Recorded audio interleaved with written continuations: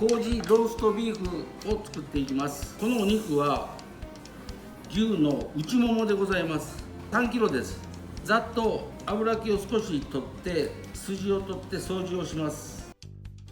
大きさに縦に切ってください。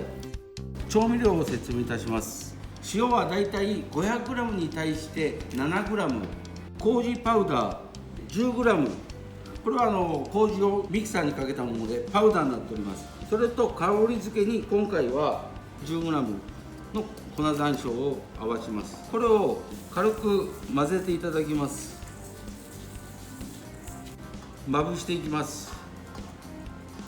もう全体に粉がつくようにこういうふうに漬け込んだら、あまりも上から振りかけるようにしてまんべんなく振ってください。これでラップをして約8時間冷蔵庫で寝かしておきます。今日はここまでの作業です。昨日つけて約8時間冷蔵庫で寝かしたものです。これを真空袋に入れます。ジップロック、これ抜いてもうできます。空気を抜いてください。ここが一つのポイントだと思います。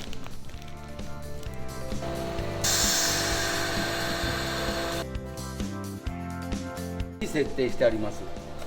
最初入れたらどうしても温度は下がります。下がりますけど、自然とまた57度の設定になります。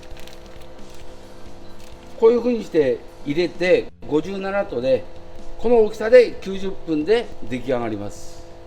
こういう低温調理器がない場合は炊飯器にそのまま入れていただいてもできます。90分経ちました。これを一度取り上げます。次に焼き目をつけます。麹を軽く拭き取ります。フライパンを熱してサラダ油を引いてあります。強火で両面焼いていただきます。このようにこんがりと焼き目がついたらお皿に取ります。これがちょうどいい火の入り方です。低温調理ですけどしっかりと火は入っております。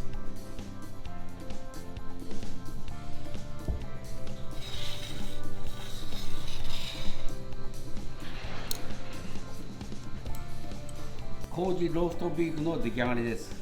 いかがですか？